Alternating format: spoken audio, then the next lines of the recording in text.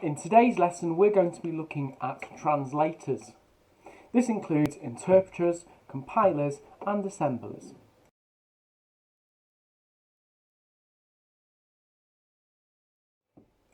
In our last series of lessons, we looked at the difference between application software and utility software. We looked at open and closed software. Have a read through this summary of learning and make sure you understand all of the key words. Here is our keyword wall for this unit. Can you remember the difference between open and closed source software? Try and write your answers down on paper. So open source software is software which is freely available to use, download and edit. But remember that anything that we use and edit cannot have a copyright added to it afterwards, and it must remain copyright free. Examples are the operating system Linux, also the Firefox browser. Closed source is like Microsoft Office or the Adobe Cloud packages. This means that the code is often protected and secure. You can't edit it or change it because it falls under the copyright laws. As we know already, CPUs do an awful lot. They are the brain of the computer and they do all the processing. But actually they're pretty simple when it comes to processing, and as we know they can only process ones and zeros, which is binary, and usually in strings of ones and zeros, which we call bytes. They therefore do not understand how to process programming code. They cannot understand Python or Java or C. In that case, we have to change the code to a language that they would understand, binary. And we sometimes call this machine code. In this lesson, we're going to be looking at compilers, interpreters, assemblers, and bytecode, and what they all look like. Now, there are different ways that we can convert code into machine language, but it does always need to end up in machine language. This is so our CPU can understand.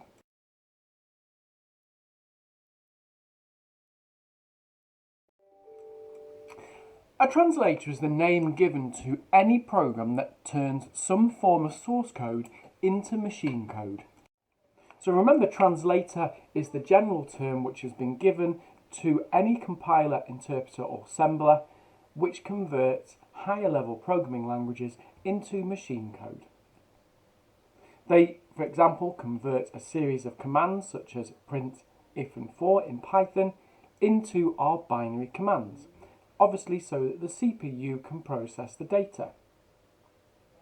There's actually two ways that we can generally do this. We can take the whole code at once and convert it into machine code before running it, and this is known as a compiler. We can also do it one line at a time. So taking the instruction and converting it to machine code and then running it. This happens before we translate the next line, and these are interpreters.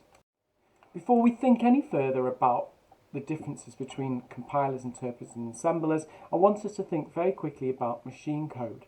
Remember, machine code is the lowest level of language, and it compiles of binary, a series of zeros and ones. We know that every piece of machine code is stored as a string of binary digits. This can then be executed by the logic circuits which are built into the CPU.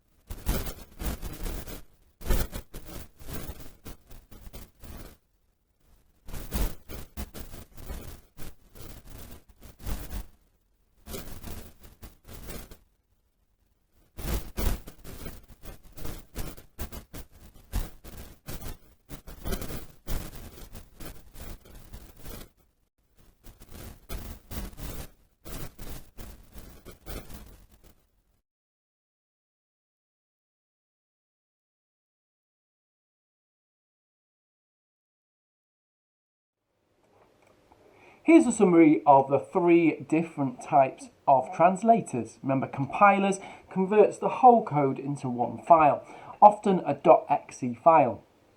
The file can be run on any computer without the translator being present, and it can take a long time to compile the source code. You'll often have to compile the instructions into various sets of machine code so that different CPUs can understand the instructions. Sometimes if there's an error when you've compiled the code, it won't find it until you try and run the code. So you might have to fix the error and compile the whole code again. The interpreter, however, remember, does one line of code at a time. Therefore, the programs can be quite slow.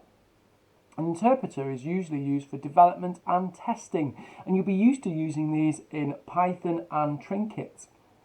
Programmers can quickly identify errors because remember, you're running a line of code at a time. You'll be able to try and fix them and find them pretty quickly. However, if you're just going to use this form of translator, the translator must be present at the host computer, so when the program is run, it can run efficiently. The assembler, remember, is used for assembly language. It's not for high-level languages. It is only for low-level languages. It converts mnemonics into machine code. We're going to be looking at something called linkers and loaders next lesson. But briefly, translators cannot actually just translate all your code straight away. It can translate the code that we've written into something called object code. This is code written by a human. However, for that to work, you might need to use linkers and loaders. This could be if you used library or methods. You're also going to have a copy of that method with your code so that the code can run. Bytecode is an intermediate code. This means it's been partially translated by an interpreter. Remember, we looked at this when we were thinking about virtual machines. Java converts into bytecode. That means it needs further translation and it might run slower than fully translated code. However, that means you can load such as the Java engine onto all computers, and that allows it to run that code efficiently on the computer. The same bytecode can be created from different programming languages as well, meaning that the same translator can be used to run the bytecode when it doesn't matter on the actual language of the code. So bytecode translates the bytecode at runtime, and that depends on what hardware you actually have. It's portable, but usually once the program is compiled, it can be run on many types of different CPUs.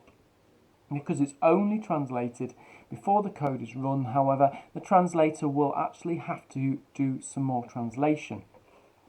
It first needs to check that the hardware is present and what hardware is present before deciding how to actually translate it so that it can be executed.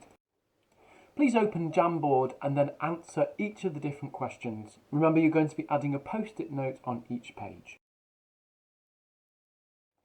We're now going to have a little bit of a closer look into the compilation process. This is for a compiler.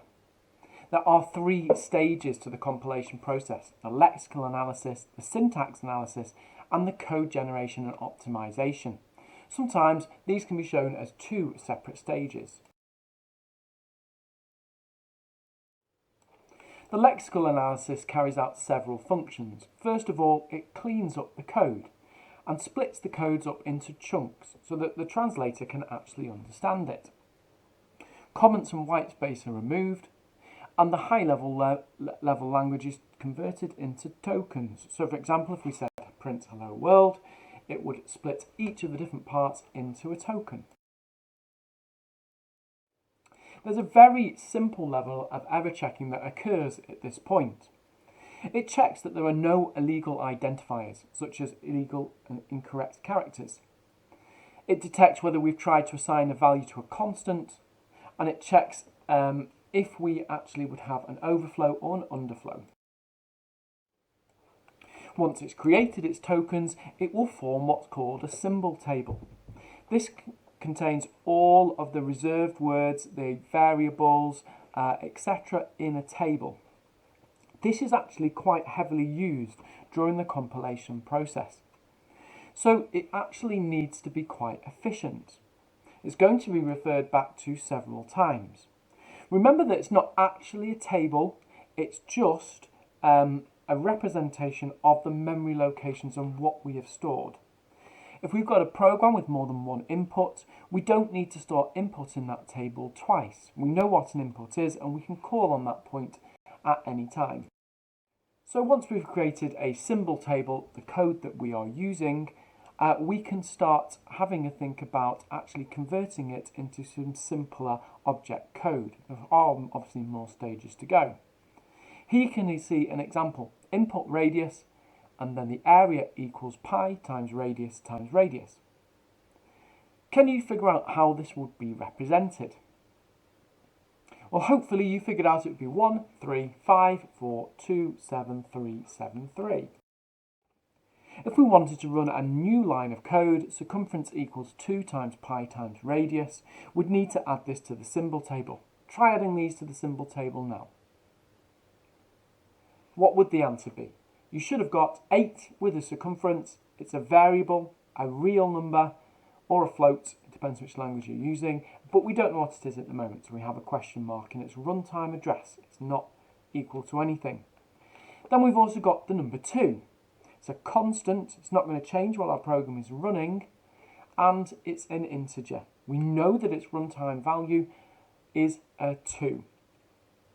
Remember that part of our lexical analysis, it will check that that constant is correctly assigned. Here's a quick note though, it will not actually do any programming at this point or compilation, it's just turning it into a table. The items need to be arranged quickly, as we said already. It uses time to use the table, and we want this to be as efficient as possible. We don't want clashes, so we don't want lots of inputs in our table. So we use something called a hash table. For further depth, I want you to watch this video about hash tables. It is extra learning at this point, and we will come back to these, but it should give you a better understanding about how this is compiled. So let's now have a look at the syntax analysis.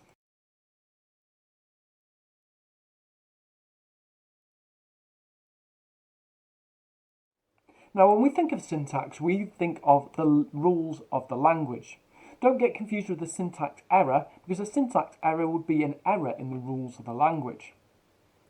All programs have to be written in accordance with the language we're using and the language's rules. Otherwise, a translator can't work. In Python, we could have x equals 4 plus 3, but it wouldn't be able to translate 4 plus 3 equals x, because that's not using the Python syntax. So during this stage, the compiler checks the code has valid syntax. It's not looking at things like logical errors, it's only looking at the structure of the code. It produces a list of any syntax errors and provides those to the user. It will form what's called an abstract syntax tree, an AST. This represents the program which we'll be able to trace through using the opcodes and the operands. Remember, an opcode is the instruction and the operand is the data. This makes sure we're processing code in the correct order. Here's an example of a maths syntax tree. Can you write out the function and can you write what the answer is? Well, hopefully you figured out it says x equals 1, y equals 2, and then it wants us to do 3 times x plus y, and that should give us the answer 9. Remember back to recursion, and we said that recursion isn't very effective unless you're using trees. When we're using trees, recursion is really useful.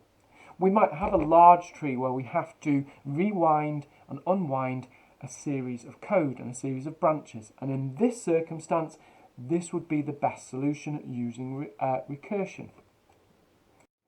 So the syntax tree is used to parse the program, remembering, determining if the tokens form a valid syntax. While it's doing that, it's going to use a stack. This means it's going to store details into the stack as certain parts of the program. Wherever there are brackets, we might store different parts onto the stack. Once it's made our AST, abstract syntax tree, we check the semantics of the program, so such as undeclared variables, or using a float instead of an int in a for loop. The rules and syntax need to be correct at this point before we look at the semantics. At this point, you don't need to be able to use syntax trees. But can you figure out what the function would be using this tree? Pause the video and try and write that out. And you should have come up with, while x is less than 20, x equals x plus in brackets y times z.